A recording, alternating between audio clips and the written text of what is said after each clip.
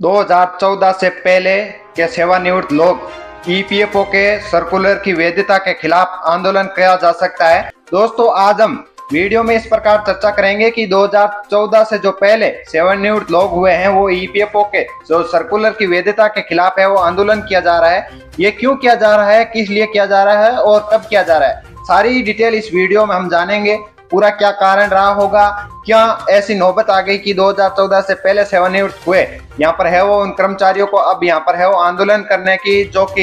यहाँ पर है वो खिलाफ ईपीएफओ के खिलाफ यहाँ पर है वो वैधता यानी कि सर्कुलर की वैधता के खिलाफ यहाँ पर है वो ऐसी नौबत आ गई कि उनके आंदोलन करना पड़ रहा है। महीने सुप्रीम कोर्ट का यहाँ पर है वो एक बहुत ही बड़े झटके के बावजूद भी कर्मचारी भविष्य निधि संगठन की कर्मचारी पेंशन योजना 1995 के तहत आने वाले 2014 से पहले सेवानिवृत्त हुए लोगों का एक वर्ग यानी कि इसी वैधता को कानूनी के रूप में यहाँ पर चुनौती देने की है वो संभावना तलाश रहे हैं। ईपीएफओ के दिए गए यहाँ पर है वो 2022 और जनवरी 2023 में जारी किए गए सर्कुलर ये संकेत दे रहा है कि आधा यानी कि तुकाराम जोड़े यानी कि राष्ट्रीय कर्मचारी पेंशन की 1995 समन्वय समिति के सलाहकार बताते हुए यह कह रहे हैं कि सुप्रीम कोर्ट ने जो किया है वह नवंबर 2022 के फैसले के संबंधित कई स्पष्टीकरण आवेदनों का यहाँ पर है वो अपमानता याचिका यानी कि यह पेश की गई और समीक्षा यहाँ पर है वो व्यवसाय यानी कि उनके खिलाफ यहाँ पर है वो याचिका खारिज कर दी गई है। और सुप्रीम कोर्ट ने 10 महीने पहले ये फैसले के यानी कि 1 सितंबर 2014 को उन सभी पेंशनर्स को यहाँ पर है वो बर्खास्त कर दिया गया था और पेंशन के लिए ईपीएस 95 के नियमों के तहत यहाँ पर है वो विकल्पों का उपयोग नहीं किया गया था, लेकिन इसके हकदार थे। ऐसा करने के लिए प्रेरित किया गया था, लेकिन अधिकारियों को द्वारा यहाँ पर है वो कट ऑफ तिथि की व्याख्या करने का यहाँ पर है वो कारण ऐसा नहीं किया गया था और परिपत्रों के लिए विशेष रूप से यहाँ पर है वो संबंधित उच्च न्यायालयों के दिसंबर 2022 के यहाँ पर है वो संचार उन लोगों के लिए किया गया था जो 1 सितंबर 2014 से पहले और 1 सितंबर 2014 के बाद सेवानिवृत्त हुए थे। श्री यहाँ पर है वो ऐसा जोड़े गए थे, ऐसा तर्क दिया गया था और जनवरी 2023 के उच्च पेंशन का विकल्प चुनने के समय प्रक्रियाओं को परिपत्र किया गया था और उन लोगों को यहाँ पर वो दस्तावेज मांगे गए थे 1 सितंबर 2014 को सेवानिवृत्त हुए थे, यानी कि परिपत्र को कार्रवाई यहाँ को एक नया और एक अलग कारण बताते हुए एक ऐसा यहाँ पर वो फिर से चुनौती देने की है वो आवश्यकता होगी या फिर सर्वोच्च न्यायालय के समक्ष यानी कि इस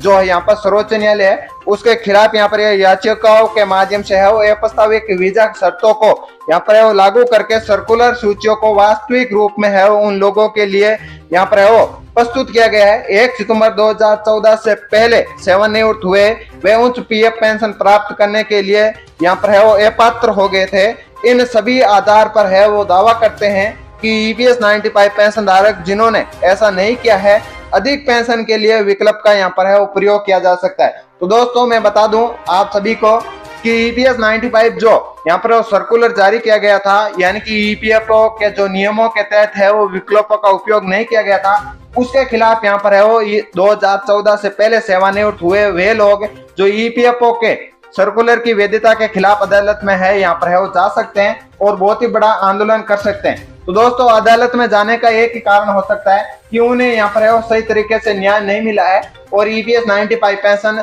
जो 2014 से पहले है यहाँ पर है वो रिटायरमेंट है, उन्हें सही तरीके से यहाँ पर है वो न्याय नहीं मिला है। सबसे बड़ा मुख्य कारण यही होगा क्योंकि ईपीएस 95-90 यानी कि समन्वय समिति के सलाहकार बताते हुए सुप्रीम कोर्ट ने जो प्रक्रिया यहाँ पर है वो दी थी नवंबर 2022 के फैसले को यहाँ पर है वो संबंधित वे स्पष्टीकरण आवेदनों का यहाँ पर है वो अवमाननाकरण याचिकाओं और समीक्षा व्यवसाय को यहाँ पर है वो खारिज कर दिया गया था। उसी कारण से यहाँ पर है वो ईपीएस 95 पेंशन धारक जो 2014 से पहले सेवानिवृत्त हुए थे उनको यहाँ पर है वो खिलाफ अदालत में यहाँ पर जा सकते हैं। सर्कुलर की जो वैधता है उसको या तो आगे बढ़ाया जाए या फिर ऐसा कुछ करने के लिए यहाँ पर सभी ईपीएस 95 पेंशन धारक है। तो दोस्तों, अब एक बहुत ही बड़ी यहाँ पर है वो अपडेट निकल कर आ रही है। ऐसा माना जा रहा है कि जो ईपीएस 95 पेंशन धारक थे वो आज तक ऐसा था कि सभी एकजुट थे, लेकिन अभी 2 गुटों के अंदर बढ़ चुके हैं। ऐसे ईपीएस 95 पेंशन धारक जिन्हों तो यहाँ पर 7,500 रुपए पेंशन की जो मांग कर रहे थे वो पेंशन धारक अलग हो गए, और जो 2014 से पहले रिटायरमेंट हुए थे वो पेंशन धारक अलग हो गए। यानी कि दोनों की पेंशन धारकों की अलग अलग मांगे रहेगी, और ईपीएस 95 पेंशन धारक इनको यहाँ पर है वो पूरा कर पाता है, या फिर ये जो वैधता के खिलाफ अदालत किए जा सकते हैं, तो उसके लिए भी क्या निर्णय आते हैं। तो इस वीडियो के माध्यम से आपको पल पल की अपडेट दी जाती है। तो इस वीडियो को जुड़ने के लिए, इस चैनल से जुड़ने के लिए आप इस चैनल को सब्सक्राइब करके बेल आइकन को ऑन कर दीजिएगा। मिलते हैं एक नई वीडियो नए अपडेट के साथ, तब तक के लिए जय हिंद, जय भारत, वंदे मातरम।